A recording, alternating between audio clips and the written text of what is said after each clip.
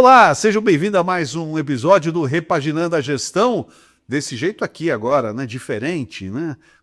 Com cenário diferente, agora com convidados e convidadas especiais, né? Mas uma coisa não mudou. Ele está aqui conosco, o nosso mestre Orlando Pavone Júnior, que esse não pode sair daqui, né? Esse está aqui sempre, né? Ele é, sem dúvida nenhuma, né? A luz, né? A luz está direcionada para ele aqui. Orlando, tudo bem? Tudo bem? Seja bem-vindo a mais um episódio. Mais uma vez, mais um episódio no novo formato, né? Segundo episódio nesse novo formato, uma honra estar aqui com você. Privilégio novamente estar aqui com você, agora com a convidada especial. Especial. Agora o formato diferente, sempre com convidados e convidadas, sempre muitíssimo especiais. O tema é especial, a convidada mais especial ainda. Deixa eu dar as boas-vindas aqui para ela, Andréa Neres, ela que é diretora regional da ABRH, a Associação Brasileira de Recursos Humanos, né? Regional aqui da Baixada Santista, e que gentilmente aceitou o nosso convite aqui para bater um papo com a gente. Andréa, tudo bem? Seja bem-vinda. Muito honrada com o convite, muito obrigada. Vai ser um prazer enorme estar aqui trocando e aprendendo muito com você. A honra é nossa aqui. Prazer é sempre nosso aqui. Andréa, antes da gente entrar aqui no nosso tema central, conta-nos um pouquinho sobre você. Andréa, profissional. Bom, vamos lá, né? A Andréa eu atuo dentro da área de recursos humanos há bastante tempo, venho da área empresarial já desde nova, e eu acho que essa questão da valorização das pessoas sempre foi o pilar principal em tudo que eu me envolvo, né? Isso está na minha missão de vida. Minha missão de vida é educar, facilitar e gerar oportunidade para as pessoas. E quando a gente vê o RH, a gente está totalmente conectado com essa missão. Então, atuo dentro da área de RH com a recrutamento e seleção, por meio da RHF Talentos, que é uma franquia, né, que atua aqui na região e atende todo o estado, atendemos toda a região sudeste, e tenho a honra de estar hoje como diretora regional da BRH, criando pontes e conectando todas as pessoas maravilhosas. Dentro da BRH, de associados, nós temos tanto empresas que trazem os seus líderes, assim como psicólogos, consultores, palestrantes que atuam nessa área de desenvolvimento também. Legal. Aliás, me permita aqui, Pavone, ainda não entrar no tema aqui, fazer mais uma pergunta aqui. O RH continua sendo o coração das empresas? Ah, com certeza. Se você pensa assim, né? Poxa, quando você fala da sua saúde, que é algo que eu acho que é o mais precioso para cada um de nós, você não vai, como que eu diria, você vai investir naquilo que é melhor. Quando você tem um problema de saúde, você vai procurar o melhor médico. E normalmente você faz um investimento naquele médico que é uma referência. Então, se falar da vida é algo tão importante, como que a gente não cuida do melhor departamento que cuida das vidas de uma empresa? Verdade. Não faz sentido. Verdade. O RH é quem cuida das vidas de uma empresa. Verdade. Pô, Pavone, vamos falar hoje aqui de um tema aqui super bacana, importante para todos nós, que é a liderança transformadora, né? Usei aqui o punho aqui, transformadora, né? É uma bandeira. É uma bandeira, né? É um líder, aliás, o líder, gente, o líder que contagia, né? O líder que transforma. Gente, assim, faz a diferença não só na empresa que ele está conduzindo, que ele está liderando ali, mas contagia todos ali ao seu redor, né? Contagia uma cidade, contagia o mundo, o Brasil, o mundo, enfim, né? Mas dentro desse contexto da liderança transformadora, a gente traz aqui um itemzinho que, na verdade, é um item de uma pesquisa recente aqui que nos traz aqui um pouco do crescimento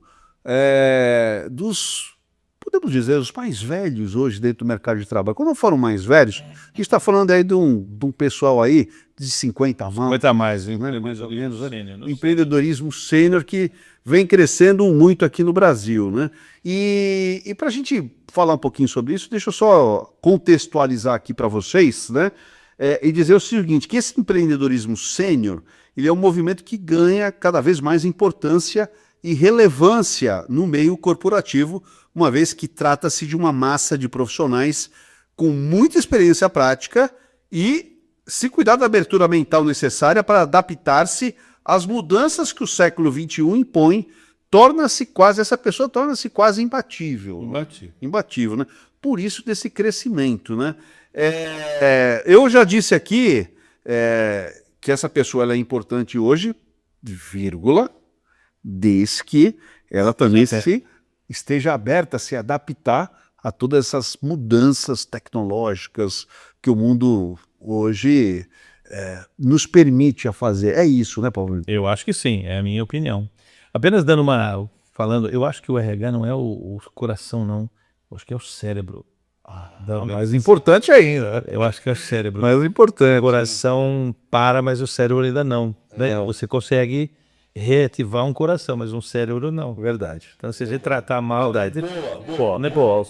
Mas eu vejo assim, olha, a liderança transformadora, ela cada vez está sendo feita por pessoas mais jovens, infelizmente. Os caras, os sêniors, eles, embora tenham uma experiência magnífica, não cuidam dessa vírgula que você colocou.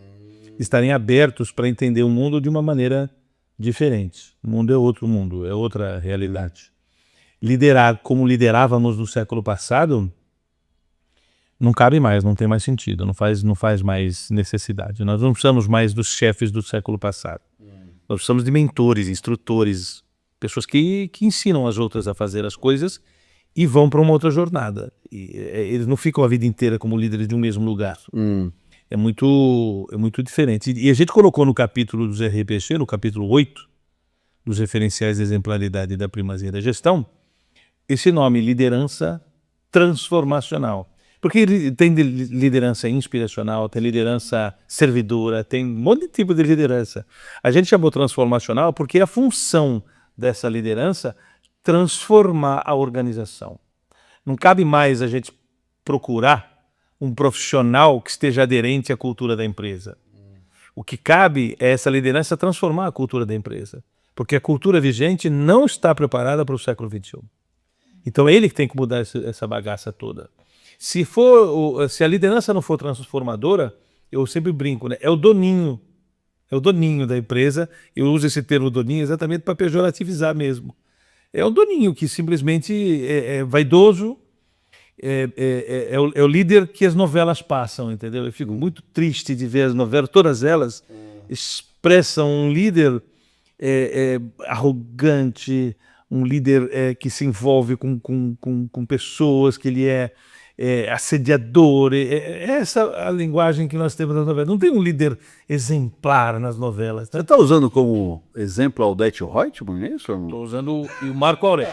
A Odete Roitman, mas o Marco Aurélio também, que é o cara que agora está mais divertidinho dele, né? Mas na primeira novela ele era muito mais troglodias, né? Muito mais tóxico, né?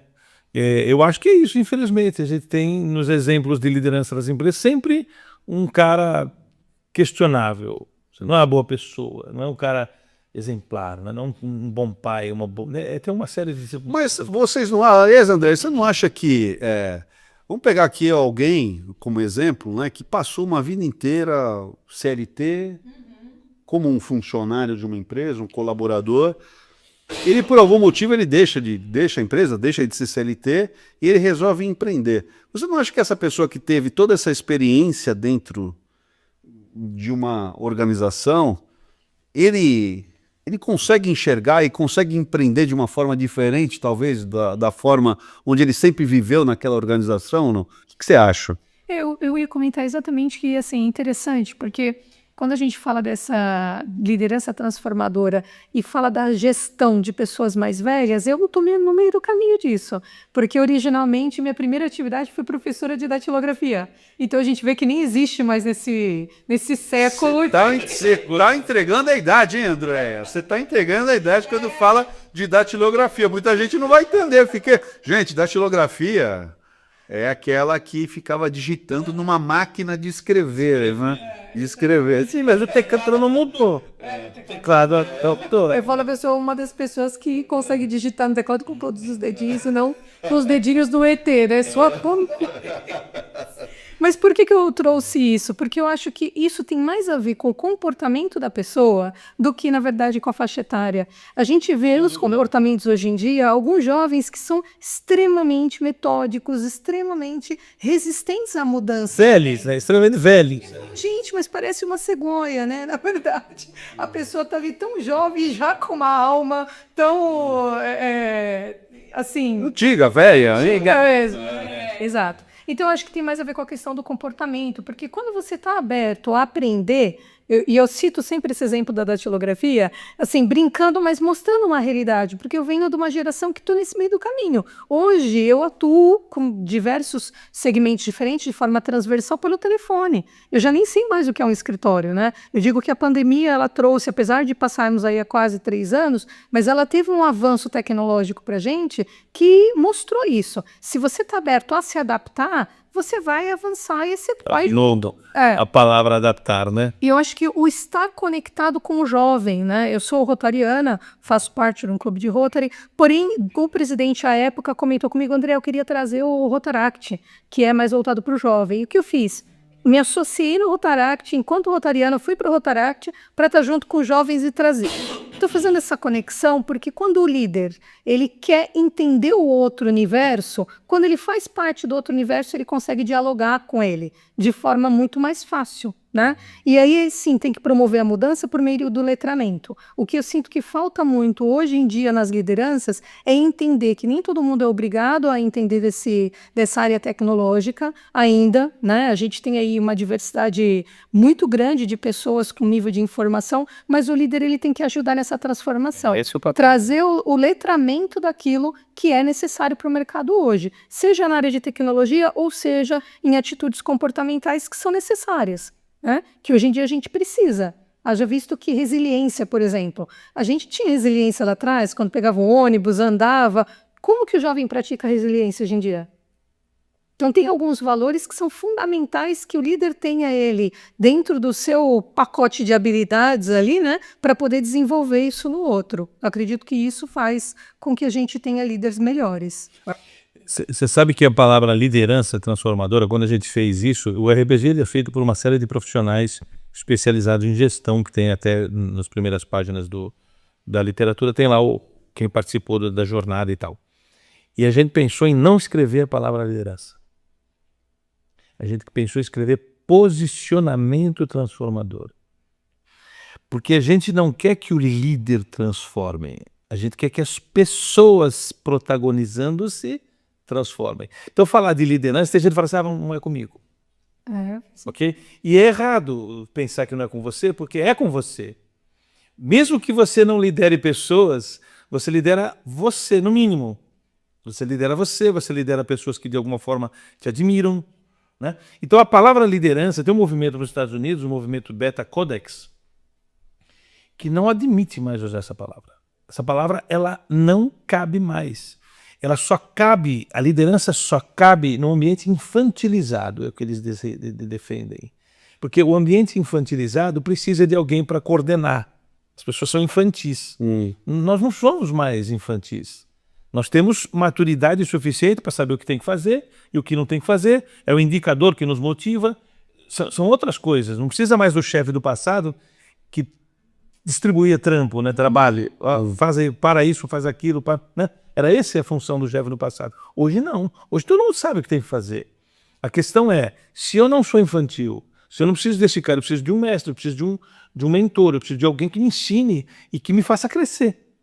Esse não é um perfil para chamar de líder, ele é instrutor, ele sabe aquele professor que você lembra dele? Pô, esse cara transformou uma vida, porque ele deu uma aula fantástica, ele fez um negócio para você que transformou a sua história.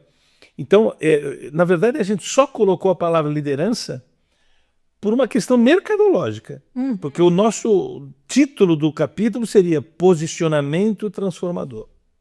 Mas por que, agora por vocês dois aqui, por que ainda existem tantos líderes deste tipo ainda dentro das empresas, né? Eu ia comentar isso, é uma questão cultural, né? Cultura, a gente fala muito da questão da inovação tecnológica, porque eu acho que é algo que hoje vem se falando, e às vezes até de forma errada. As pessoas falam de IA como se IA fosse algo, como um outro capítulo de um livro. Não, o IA ele é transversal. Na verdade, é uma ferramenta para qualquer segmento, para qualquer área que você vá atuar. É uma ferramenta, você tem que aprender a lidar com isso. Mas a tecnologia, com esse avanço todo, ela trouxe, eu acho que uma experiência interessante, que é justamente a gestão circular.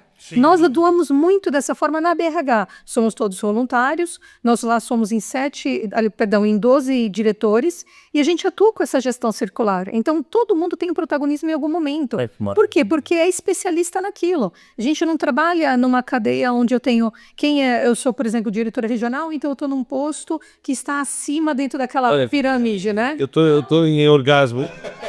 Tô em orgasmo aqui, Vitor. Mas aí, comentar uma coisa com você, é um organograma diferente, inclusive a gente tem ali, sim, por responsabilidade de cada um, mas a gente desenvolve justamente os comitês para que todos possam colocar a mão face e um ajudando o O outro. nome disso é holacracia, que é um do requisito 4 do RPG. Quando uma empresa fala assim, olha, a quem você responde? Já é uma pergunta tóxica. Como? Eu não respondo a ninguém. Eu respondo ao cliente. Você tem que responder. É o cliente, são as partes interessadas. Agora, esse conceito de que o organograma, que ele faz isso com a gente, quem está acima e quem está embaixo. Quando você desenha um organograma, aliás, quando eu desenho uma estrutura de governança com um círculo, você precisa desenhar ela no chão para ver de cima. Isso já tem um conceito, quem está fora e quem está dentro de um círculo. Isso é empoderar todo mundo a ser líder de um pedaço. Então, na verdade, a liderança transformadora é uma iniciativa de empoderar qualquer indivíduo a liderar o seu pedaço, por menor que ele seja. Tanto que a holacracia ela tem um negócio muito interessante. E não existe mais a palavra cargo, nem a palavra função. Olha que interessante isso. Só existe existe um papel, que as pessoas exercitam um papel, e o cara que ocupa o papel, sabe qual é o nome dele? Energizador. Olha. Então a pergunta que se faz no ambiente dinamizado holacraticamente, fala assim, você está energizando qual papel? Olha que diferente. É, realmente. Você está energizando qual papel? E o mais legal, você pode energizar 2 papéis, 3 papéis. Ok? Você, até pouco momento aqui, você estava aqui energizando o papel do apresentador do Antídoto. Sim. Agora, você está energizando o papel Do do repaginando. São o mesmo cara. Por que isso não pode nas organizações? E no ambiente holacrático, você pode energizar 2 papéis. Desde que os colaboradores, que são chamados de papéis, né, de atores, assim, concordem. Então é um ambiente muito legal. Muita gente acha que é uma baderna. Olha aí, exato, é uma baderna organizada. É uma hierarquia de escopo. Não é uma hierarquia de poder.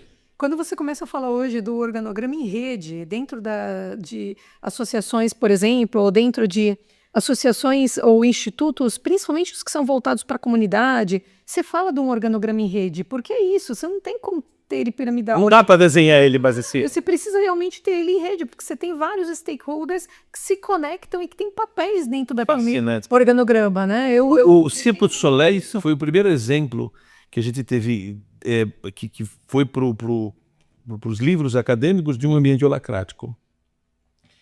Embora exista lá um dono daquele negócio, o poder está na equipe do espetáculo.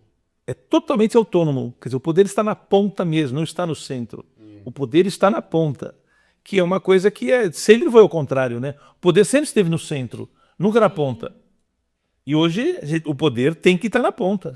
Do ponto de vista prático, André, tem como mudar um cenário desse dentro de uma empresa, eu digo assim, a curto prazo, a você pegar uma empresa, uma organização com esse modelo engessado, né?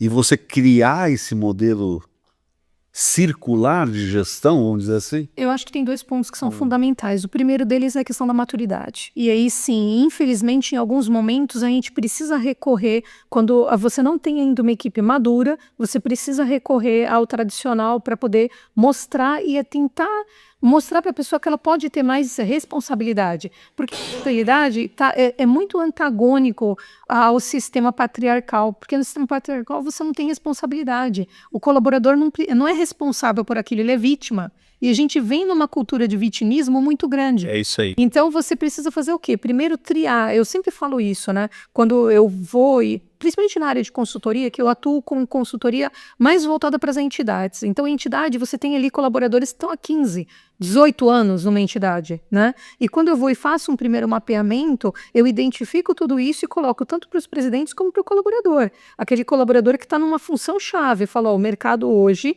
não é mais assim.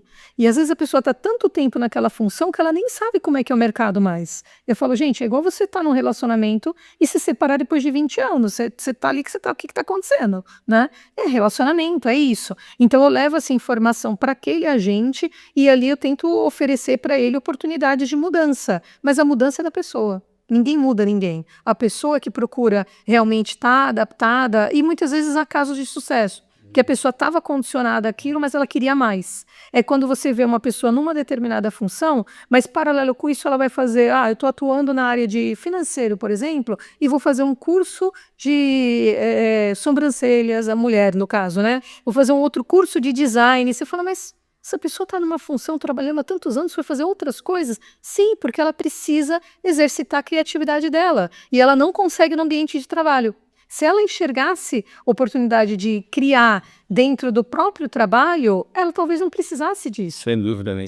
Então, eu enxergo que há sim, respondendo o que você me perguntou, eu acredito que há meios, porém isso é um trabalho coletivo da liderança que está aberta a entender que ela não está sentada ali no poder, mas que ela tem uma função de facilitador, na verdade, né? E também de colocar essa cultura que dói um pouco, porque as pessoas um pouco mais egocêntricas, elas sentem que elas estão perdendo aquele glamour, né? Tem esse sentimento de que perdeu o glamour. Agora, no outro lado, há uma dificuldade muito grande, eu falo de forma regional, dessas pessoas se sentirem acolhidas no mercado, porque é complexo isso. Quando você atua, principalmente de forma transversal, as pessoas falam, mas o que você faz? É difícil até de você explicar o que você faz, né? Eu acho que a gente precisa trabalhar muito com cultura, com realmente palestras, de forma educativa mesmo, para trazer essa cultura para a região. Catequética, talvez, né? Catequética. Exato. Você sabe que eu vejo essa dificuldade de implementar isso, é uma questão, assim, a vaidade é que atrapalha. Se você tem um líder que tem... É coisa pra gente resolvida. Não é coisa pra gente... Vou pegar estressado. Pois é, tem resolvido. Se o cara não for resolvido, não vai assumir perder o postinho dele. Entendeu? Existe uma coisa na liderança transformadora que é uma coisa chamada TDC. Tomada de decisão por consentimento. É muito legal isso. A minha experiência isso foi sensacional. Como é que funciona a tomada de decisão? Eu tenho uma proposta, eu faço para quem está acima de mim, você julga essa proposta e fala assim, beleza ou não beleza. Por que você diz beleza? Porque você gostou. Por que você não diz não beleza? É muito provável que seja porque você não gostou, não porque não funcione. Você só não gostou. E aí não vai para frente. Por quê? Porque eu não quero, eu não gostei dessa ideia. A tomada de decisão por consentimento é bem diferente. Eu faço uma proposta para nós três aqui. Aí tem um cara conduzindo a reunião. E esse cara pergunta assim, você vai decidir se a minha ideia vai adiante para ser experimentada, não para ser aprovada. Não existe esse termo. Vamos experimentar ou não vamos experimentar? E aí a pergunta que eu te faço é o seguinte, assim, você tem, nessa proposta, você tem alguma objeção? Ou aquilo que ele está propondo te atrapalha ou faz você dar um passo para trás? Olha a pergunta. Você tem uma objeção? E aí o cara fala assim, eu não concordo com aquilo que eu falei. Não, eu não perguntei se você concorda. Eu perguntei qual é a objeção. E nós fomos treinados, eu fiz 2 formações disso aqui, para explicar o que é objeção. O que é objeção? Objeção é alguma coisa pontual que te atrapalha. O que te atrapalha? Se você não tiver uma objeção, está consentido a experimentação. Então, o cara que está acostumado a dar a pedrada, a decidir pela osmose ou pelo poder, ele cai de um cavalo, velho. Porque ele não pode falar que não gostou. O cara que conduz a reunião fala assim, não, eu não perguntei a sua opinião. Eu perguntei se há uma objeção. Entenda o que é objeção. Alguma coisa que ele falou te atrapalha o teu círculo? Se a resposta é não atrapalha, eu não quero saber a sua opinião. Está consentido. Nessas tomadas de decisões, será que não entra alguma coisa chamada como medo? é todo o fundamento pelo qual a vaidade se estabelece. É a plataforma de toda a nhaca organizacional, na minha maneira de ver. Entendi. Eu ia até colocar um temperinho aí. Isso aqui é uma pergunta que eu adicionaria, que eu inclusive coloco quando há algumas tomadas de decisão, para fazer com que o outro reflita. Essa sua tomada de decisão positiva ou não está embasada tecnicamente onde? Porque às vezes a pessoa não tem nem tecnicamente informação para conseguir fazer uma avaliação. Não tem. Que você toma uma decisão importante para uma empresa, para uma entidade, se você tecnicamente não tem referência. Engraçado. Eu fico pasma. André, quando eu fiz meu treinamento para aprender a fazer TDC, tomada de decisão por consentimento, eu fui calado várias vezes. Porque eu falava assim, ó, o cara fazia uma proposta e eu era contra ela. Eu era contra por motivos absolutamente técnicos.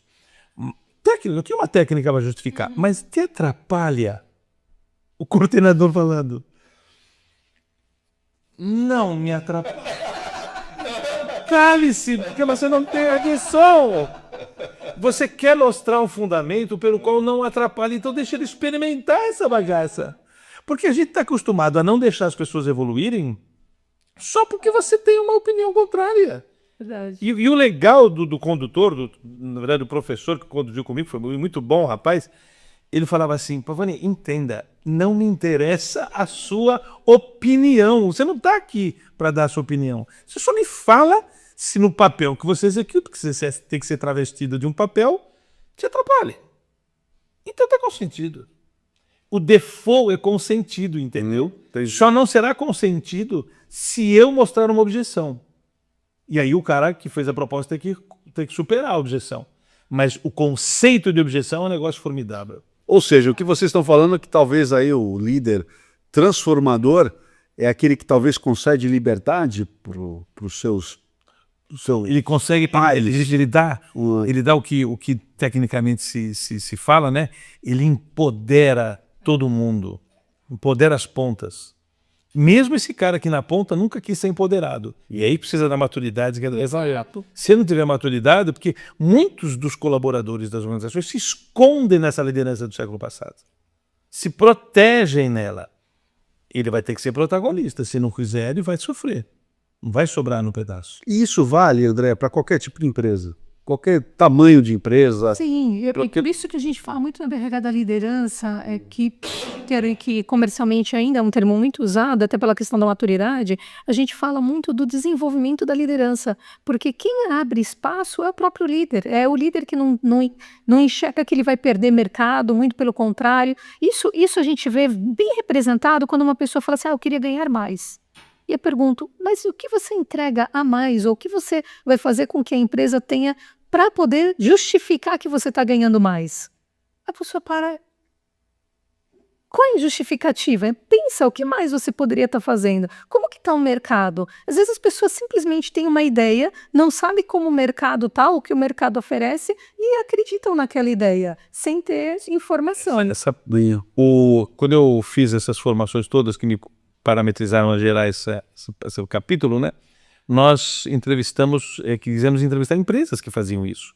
E uma delas é a empresa do Ricardo Sennler, que escreveu o livro Virando a Própria Mesa no passado, né?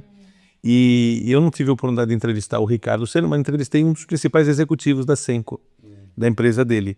E ele me contou uma situação muito legal. Ele falou que, em um determinado momento, ele recebeu uma proposta absolutamente irrecusável para sair da empresa dele. Ele chegou para o Ricardo e falou assim, olha, não tem como eu ficar aqui mais, foi maravilhoso poder ficar aqui, mas eu recebi uma proposta irrecusável. O Ricardo falou assim para ele assim, quanto você está recebendo? Quanto você quer? Para quanto você vai? Ele falou assim, eu te pago isso aí. Não tem problema, eu te pago isso aqui. Só que se você conhece o nosso faturamento. Então, se a gente conseguir fazer isso, eu te pago isso. Simples. E o cara não saiu da Senco por causa disso.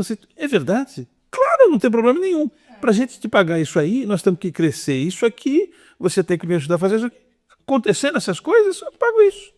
Lá você vai desse lugar, vão te pagar isso sem saber se pode pagar ou não.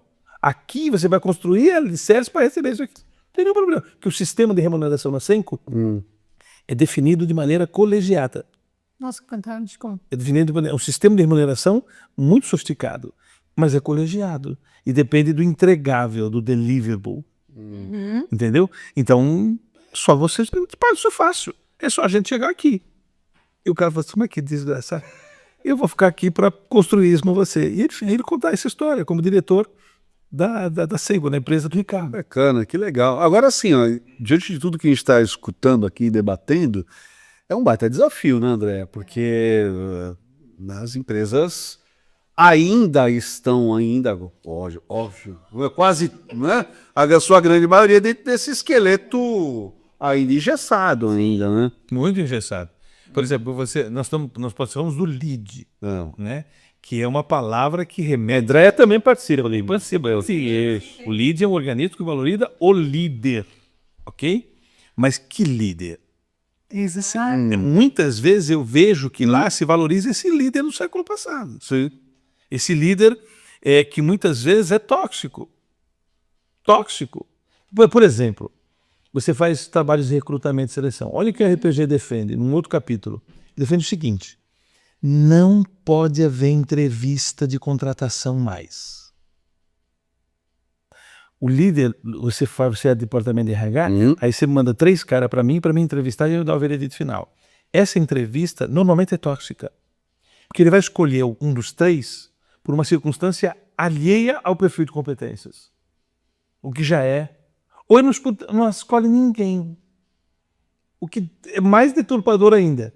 Na visão dos RPG, enquanto debate que nós fizemos exaustivamente, quem tem que definir a pessoa a ser contratada é um sistema objetivo e de responsabilidade das pessoas de recrutamento, seleção e admissão. A palavra final de admissão não pode ser do líder, porque ele vai escolher o mais bonitinho, ele vai escolher o da faculdade que ele prefere, vai ser um atributo totalmente questionável, inclusive em alguns graus até assedioso. Muito sentido isso que você vem falando, e é um dos cuidados que a gente tem, e faz muito sentido mesmo, porque quando normalmente a gente encaminha um parecer, primeiro que a gente avalia o candidato, e isso acontece com muita frequência, quando o candidato vem para uma determinada vaga, toda a equipe já é treinada de enxergar quem é o candidato. E às vezes a gente olha aquele candidato e fala, nossa, mas você tem esse perfil de uma outra vaga que o candidato nem sabia, o que você acha? Avalie isso aqui. E isso é que faz com que a gente tenha cada vez mais assertividade. Porque como a gente entende como as empresas funcionam, conhece muitas vezes o empresário, sabe como é a cultura da empresa, por mais que tecnicamente a pessoa seja boa, não vai se adaptar. Não vai se adaptar àquele modelo de gestão. Então não adianta ter o currículo de Harvard, não vai se adaptar àquele modelo de gestão. Então a gente já nem encaminha para não gerar um determinado estresse. Por outro lado, quando a gente vê candidatos que contribuiriam muito, a gente faz a defesa. E às vezes o contratante fala, não, mas eu estava pensando numa pessoa, e a gente questiona, mas por que você está pensando? É vaidade, é o preferência. Por que essa pessoa não? E inclusive na parte de inclusão. Ah, mas é porque eu não queria por esse motivo aquilo, então, gente, mas hoje em dia nem pode mais. Não pode mais se você tem as redes sociais, não. Eu tenho o LinkedIn, mas rede social não. Não vou stalkear esse candidato para você ver como que ele é. Stalkear o cara. LinkedIn, sim, é uma rede para isso, né? Então, eu acho que a função do RH, das empresas especializadas, principalmente no momento de NR1, é cada vez mais ter esse olhar.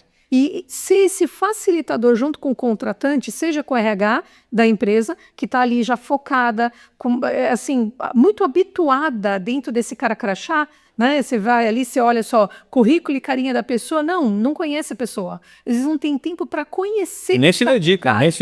Né? Daquilo. Eu mando umas vezes, assim, quando são pessoas muito diferentes, a equipe manda para mim e fala, André, dá uma olhadinha nesse currículo e tal. A pessoa não tem aquela experiência, então o contratante talvez fale, não, mas eu não estou vendo experiência em trabalhos que estejam relacionados, mas ela desenvolveu habilidade em outros trabalhos. Esse olhar... Esse papel tem que ser seu, não dele. Seu. E aí a gente vai... Que é especialista nosso. Não, mas a pessoa nunca trabalhou no meu segmento, mas é riquíssimo. Você sabe o exemplo mais legal disso? Eu sou ficcionado pela série Star Trek.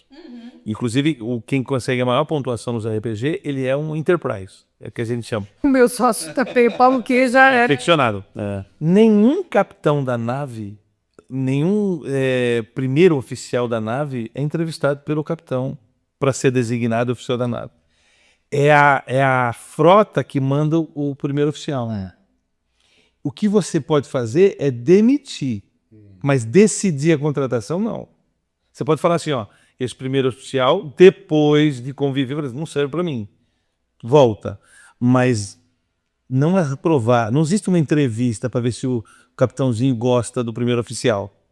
Pô, é o seriado que mais episódios tem no mundo. Não tem nenhum seriado que tem mais episódios do que Star Trek. E nenhum episódio tem alguma coisa parecida com entrevista. Entrevista do chefinho, né? Tem meio vira entrevista enquanto meio legítimo de análise, mas a entrevista do chefinho. Todo mundo é designado para a função por um critério objetivo, feito por alguém que entende da objetividade, quer dizer, que é especialista no perfil de especificações. O grande problema é que eu não tenho o perfil de especificação. Aí eu pego uns caras que eu acho legal e mando para o chefinho olhar. Qual que você quer? Eu quero esse aqui. Por quê? Porque Deus me invadiu e eu quero citar. E aí, a importância, defendendo aqui, vou defender o meu peixe, a importância, na verdade, de você ter uma empresa especializada. Quando há essa situação que a gente sabe que acontece, não gostei. Mas por que você não gostou? Vamos lá, me diga. E você começa a tirar as camadinhas da cebola e você começa a aprofundar um porquê não gostei e você vê que às vezes o que a pessoa está buscando, mas tem aquela vaga. Ela está buscando, na verdade, um desejo interno de uma solução que não é por meio daquela vaga. Não tem a ver nada com aquilo. Nunca eu ia conseguir mandar isso operar. André, você não concorda comigo que... aí eu vou dizer uma coisa, você me desculpe se eu for grosseiro. Mas os profissionais de RH, em sua grande maioria, não têm essa visão. Eu não posso falar pelos outros. Eu tenho uma a minha experiência com RH é ruim. É muito ruim. A maioria, por exemplo, eu dou aula na Fundação Getúlio Vargas, eu tenho profissionais da área de RH que vêm lá assistir aula comigo. Quando você fala de cultura para muito cara de RH, você fala assim, não, isso aí não é assunto meu. Meu negócio é vale transporte, ticket de refeição. Ele tem mentalidade do desempenho. Sim. Então eu acho que o RH é o cérebro da organização. Ou deveria ser. Mas é muito pouco provável que com o RH que eu vejo por aí, esse cérebro seja cérebro mesmo. Ele é ainda uma mentalidade mais infantilizada. Assim. Eu vejo que falta muito para os profissionais de RH se empoderarem da função estratégica que eles têm. E aí vem a questão da cultura que a gente comenta, e essa cultura quem desenvolve somos nós, é o meio. Eu acho muito rico, e por que eu falei isso para você? Porque eu não vim originalmente da academia de RH, eu sou jornalista originalmente. Olha aí, então é uma coisa... Quando eu fui empresariar, que eu tive essa oportunidade, eu era jornalista. E eu falo que o jornalismo ele me deu a base de muito do que eu enxerguei enquanto negócio, porque eu tinha o propósito, enquanto empresária, de promover algo melhor para o outro. Então eu vinha naquilo, liderança servidora, já era parte de mim isso. E justamente por atuar dentro de uma liderança servidora, eu fui para a Metanoia, porque eu não me adequava ao que eu tinha de modelo aqui econômico da minha região. Eu tive que ir para São Paulo, ficar tanto tempo e me conectando com pessoas que enxergavam essa nova economia, valorizando as pessoas. Então isso é a minha base lá. Eu acho que o que contribuiu muito quando a gente trouxe a consultoria, eu trouxe a empresa de RH para cá, com esse foco, é justamente pela dor que nós sentíamos enquanto empresários. Isso era conversa de café. Empresários, mas... Sabe? Isso era uma conversa de café, todos nós. Tanto eu, que já era empresária e atuava dentro desse mercado, como o Jean, que é um dos nossos sócios, que atua até hoje aí como liderança de agentes lojistas, é empresário, e o Paulo Queijo, muito mais, que já estava dentro da BRH, já estava ali com sua empresa há 30 anos na área de gestão. Todos enxergávamos que havia uma deficiência muito grande nessa área de RH para com o empresário. O empresário não entendia o que era RH. E justamente por isso não valorizava. Então, as contratações... E era recíproco, talvez fosse verdadeira. E as contratações estratégicas da empresa eram normalmente do primo. Eu falava, gente, vocês estão criando tanto problema familiar, porque você está contratando a pessoa por ser alguém do seu laço afetivo e que você não sabe se tem a competência para aquilo. E depois não tem, se acaba com uma relação familiar. Então, essa profissionalização das contratações é algo que a gente vem defendendo e eu acredito que a gente tem ganhado bastante espaço. Indo para a BRH, eu trouxe isso muito mais forte, porque como eu, enquanto empresária, enxergava de que esses subsistemas eles não eram claros, eu comecei a defender essa bandeira de esclarecer e levar esse letramento dos sistemas. E as faculdades aderiram. Foi um movimento muito bacana. Hoje, inclusive, dentro da nossa diretoria, a gente vai às faculdades, dá palestra, a gente fala muito do RH estratégico com base no ESG e as faculdades são, assim, muito receptivas. Pedem para que cada vez mais a gente vá, enquanto a BRH, falar desse tema. Então, a gente vê que existe uma carência do mercado, tem uma necessidade, né? E a gente está, na realidade, nessa jornada de adaptar esse ecossistema para essa nova cultura. Que em São Paulo a gente já vê isso com muito mais facilidade. Legal. Olha só, a gente tá gostando do bate-papo aqui, Ana. Dois feras aqui hoje. Aliás, vamos fazer o seguinte? Vamos presentear? Vamos presentear? Não posso aqui fazer aqui as honras da casa aqui, ó. Olha só, e a gente dá aqui, ó. que honra, muito. A referência. Foi com muito carinho. Nossa modesta proposta para ser a Bíblia da pessoa jurídica. Muito bacana, muito bom. Muito obrigada. Imagina. Olha só, eu preciso deixar você com gostinho de quero mais. Eu preciso deixá-los com esse gostinho de quero mais. Então a gente já está caminhando aqui para o final. Mas antes disso, Pavani, para aquele líder que está nos assistindo agora e que se muitas vezes balançou no sofá, na cadeira, falando, puxa vida, esses caras estão olhando para mim aqui. Tá falando para mim. Para essa pessoa, Pavani, uma mensagem final aqui para essa pessoa. Aí fica à vontade. Eu diria assim, ó, se o que a gente falou aqui te feriu, tem uma frase em comportamento que a gente aprende a dizer, se feriu, é porque é verdade. Se incomodou, né? Se incomodou é porque faz sentido. Então, você como líder, se é um cara que ainda não se resolveu, resolva-se, porque o século XXI não é para chefe do século passado. Nós precisamos de líderes que transformam a realidade em que estamos. Se o que você está fazendo é apenas garantir uma operação eficaz, eficiente e efetiva, a liderança não tem este papel. Na minha visão, na visão dos RPG, a liderança tem o papel de transformar o ambiente onde está. Não assegurar a performance. A performance é assegurada pelos colaboradores, pelas pessoas, que também lideram o seu pedaço. A função da liderança que transforma é transformar. E se você não está transformando, você não está agindo como o século XXI vai precisar. Boa. Andréia, queria te agradecer aqui pela presença mais uma vez. A gente pode convidá-la mais vezes, hein, Pavani? Eu tenho muito medo de trazer profissionais de RH, juro por Deus. Porque eu tenho medo que seja esse grupo que fala muito em DP e tal. Você, para mim, é absurdamente fora da curva. Muito obrigado, realmente, David. Você só corroborou a tudo aquilo que a gente pensa e, olha, sigam-a se não a seguem, porque com certeza é uma profissional especial aqui. Obrigada. Eu vou deixar aqui o convite, porque eu acho que isso é fundamental. Hoje, inclusive, a gente nota muito no RH de grandes empresas. Semana passada, nós tivemos um evento na Berrini, na regional da Berrini, onde a RH hoje do Banco Bradesco, ela originalmente era advogada.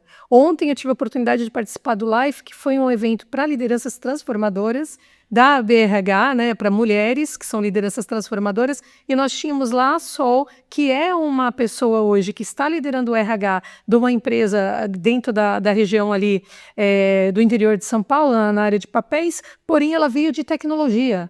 Então eu falo, gente, o RH, ele é realmente transversal, ele é gestão. Às vezes você está numa outra função, numa outra área, e você tem a oportunidade de passar pelo RH e deixar o seu legado com essa experiência do departamento que você vem ou da área que você vem. Então, gestão é isso, né? Que a gente pratique e que a gente seja esse ambiente acolhedor. Então, quem não conhece ainda, venha para a BRH, conheça um pouco, porque eu acho que você vai se conectar com outras pessoas que vão vão contribuir, vão te ajudar nessa jornada aí de... Eu mesmo vou me aproximar. Pode crer que vou estar lá junto com você. Que bacana, fico muito feliz. Legal. Repaginando a gestão, tomara que você tenha gostado. Olha, eu vou pedir aqui para vocês continuarem seguindo a gente aqui, né? Aliás, Pavani, vou deixar até vocês dois falarem aqui o Instagram, o teu Instagram. Meu Instagram, @Orlando Pavani, Instagram, LinkedIn, YouTube, tudo tem Orlando Pavani. André Neres. @Andrea Neres Oficial, e vou deixar também o da BRH, tanto o LinkedIn como o Instagram,